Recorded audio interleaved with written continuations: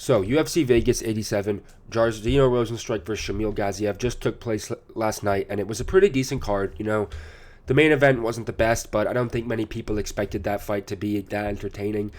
There were some really good fights in the card, some amazing finishes, and overall, I thought it was a pretty decent card. There were some pretty decent prospects, and most of them won. There were some upsets, and I'm gonna discuss them all in today's video. So, the first fight on the card was Al-Sawadi versus Loic Radzhabov. Now, many people knew Al-Sawadi as the guy who beat George Hardwick on the Contender series, and that was a pretty big upset because George Hardwick was a big favorite, but he got pretty much outclassed by Al-Sawadi, and this was I believe, his UFC debut, and he ended up getting knocked out in the third round by Loic Radzhabov. Now, Al-Sawadi was fighting a very good fight, especially in the first round. He was using his movement very well, staying away from the punches of Radzhabov, but it was pretty clear that when Radzhabov would throw power punches, that Al-Sawadi would kind of get nervous and try and stay away from them, that he was really feeling the power difference between him and Radzhabov, and eventually in the third round, even though it looked like Radzhabov was starting to fade and starting to gas, he was able to land a huge right hand that sent Al-Sawadi just crashing to the canvas and ended the fight.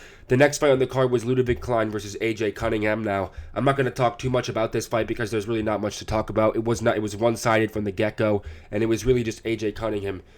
It was really just Klein styling on Cunningham for as long as the fight lasted, eventually finishing him in the first round. Unfortunately for AJ Cunningham, he was a pretty big underdog, and it played out just like the odds makers made it out to be, and it was one-sided from the get-go. The next fight was Christian Leroy Duncan versus Claudio Ribeiro. Now, this fight was similar to the last one, where CLD just went to town on Claudio Ribeiro, and he really had no answer for him. And he ended up getting finished by ground and pound after CLD took him down in the second round, immediately got mount, and just let elbows fly, and got the second round TKO. Very impressive performance from Christian Leroy Duncan, showing a new wrinkle in his game with the wrestling and the ground game, and he really showed some urgency on the ground, which is great to see. When guys get guys down, they're not just looking to stall, they're looking to get to mount, they're looking to land big shots, and they're eventually looking to get the submission, but he didn't even go for the submission, he just pounded him out. Great win for Christian Leroy Duncan, 10-1. He had a lot of hype, and now he's starting to live up to that hype, and he looked really good. The next fight I thought was a really good fight, Edmond Zahabi versus Javid Basharat. Javid Basharat 14-0, pretty decent prospect going into this one. Him and his brother both were undefeated. He's no longer undefeated. I thought he won the first round pretty clearly. He was landing a lot of kicks. Zahabi was throwing huge shots, but he wasn't landing many of them. I forget if it was in the second or the third round, where Zahabi clipped Javid when he was throwing like a knee or a teep to the body. He threw like a looping left, and it caught him right on the chin. And it didn't really drop him. It kind of like sent him down to one knee. He went and was like, "No, I'm good," but you could tell it did hurt him. But that was really one of the first big shots, looping shots that Zahabi did land. But he was landing on Basharat, and I remember it was again in like the third-ish, late second, and into the third. Javid started to shoot these like takedown attempts that just had no setups, and Zahabi was stuffing them. And then it was really late in the third when Zahabi started to land a lot. He landed a lot more than Javid, and he really started to run away with it. It was pretty clear after the third round, in my opinion, that Zahabi had done enough to win and had pretty much like turned the tide, because Javid had won the first and ended up running away, winning the second and the third. So I didn't think it was anything of like a upset decision or anything. I thought Zahabi clearly won that one after the third round had ended. The next fight I'm going to be going over was Vinicius Oliveira versus Bernardo Sopai. Now, this fight was an absolute banger. Fight of the night for sure. It did get fight of the night, but it was definitely the fight of the night.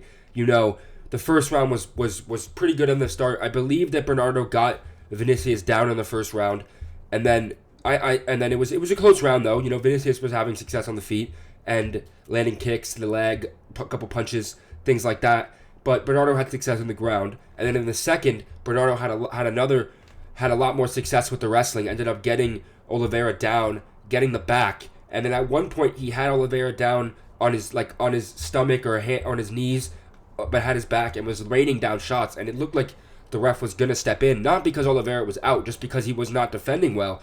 But Oliveira got out of that position, ended up in stack guard, and landed a huge right hand on the chin of Bernardo. And then once that right hand landed, you could just tell from Bernardo's face that he did not like it. And Vinicius landed that punch like 4 or 5 times where he was in stack guard, just threw the legs to the side and landed a huge right hand. He landed about 4 of those in the second round on Bernardo, and he was just battering him for the second half of the second round. He was just really beating the shit out of Bernardo, really.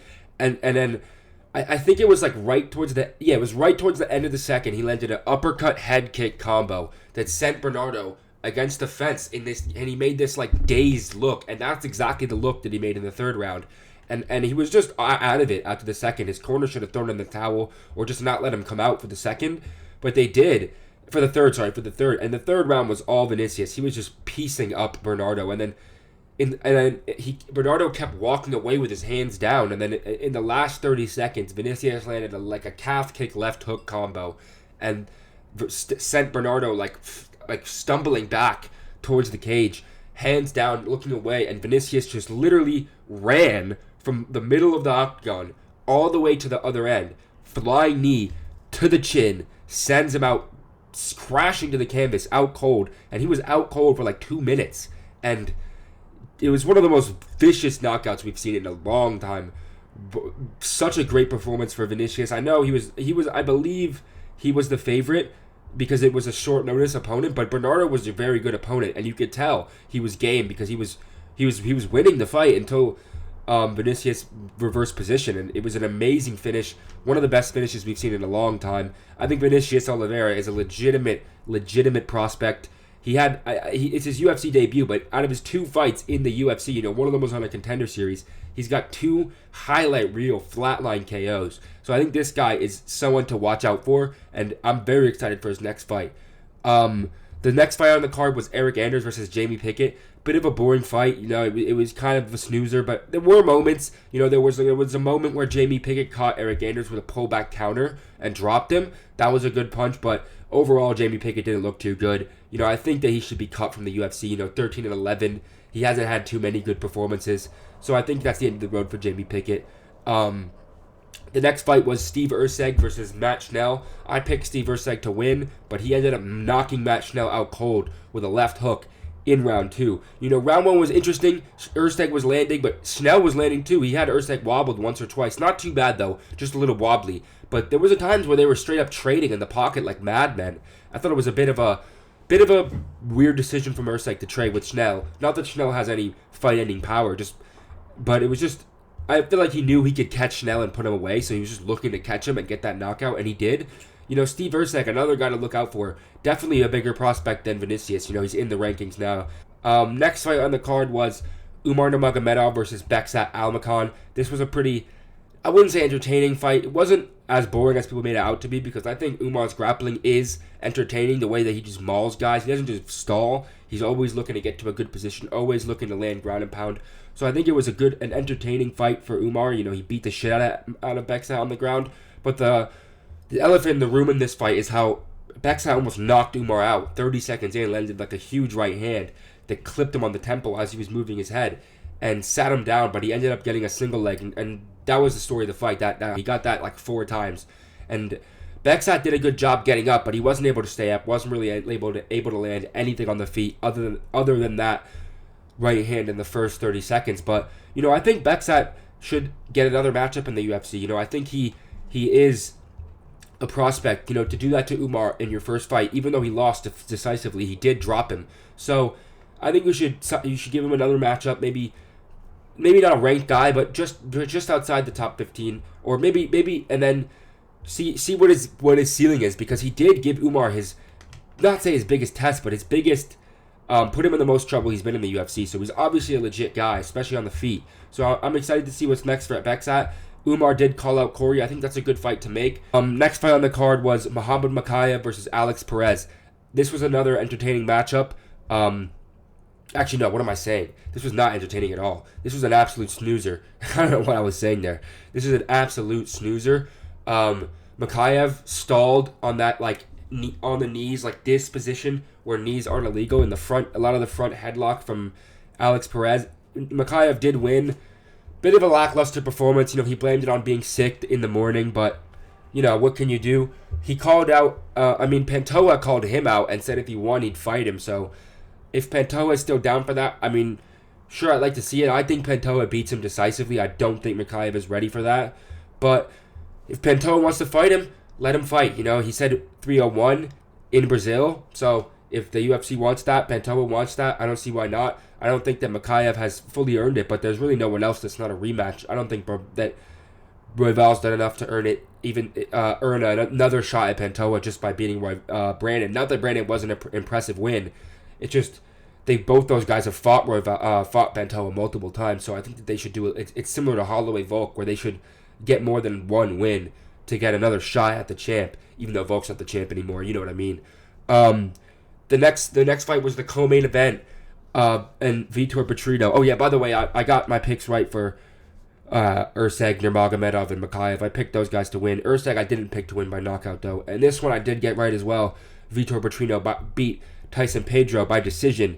You know, I thought it was a pretty decent fight. Petrino looked good on the feet, but he looked like he needs to hone his skills a little more. A little bit wild, little bit inexperienced, if you will, on the feet. But I think as he fights more, he'll get a little more experience. He'll get a little sharper, get a little more composed, smart on the feet. And I think he'll be a real force to be reckoned with because he's got the athleticism, he's got the power, he's got the strength in the grappling, and he has the grappling game as well to be a real problem in that weight class. You know, unfortunate for Pedro to lose this fight, and he did end up retiring after this one. So bit of a shocker there, but you know, I do like when guys retire on their own terms. They think they don't have that competitive edge anymore, so they just call it quits. No shame in that. Pedro had a great career. You know, he had that big knockout win in his home country of Australia. I'm not sure if he's from Sydney off the top of my head, but that was a great knockout over Turkauj in his home city. I keep saying home city, home country, and what a last win to go out on. And he's had a pretty good career. The main event of the night was Jairzinho Rozenstruik versus Gaziev. This fight was just typical Apex heavyweight, kind of snoozy, but Gaziev just looked like absolute shit. You know, he did not have anything for Rozenstruik. Rozenstruik was not throwing a lot, but he was landing on Gaziev, and Gaziev was gassed out like halfway through the first round. I don't know how this guy was 12-0. I don't know who gassed him up, but good win for Rozenstruik. You know, I would have liked to see him throw more, maybe go for the knockout. I think the knockout was there in the second and the third, but he didn't really push it. But yeah, I mean, it was a decent fight, decent card overall. You know, I feel like the prelims were really good. The prelims were all really good fights, I thought. I mean, the Cunningham fight wasn't like an entertaining, competitive one. It was kind of like a beatdown, but, you know, it's whatever. But I thought the main card was a little less exciting, but the prelims were very good, I thought. And overall, the card was good.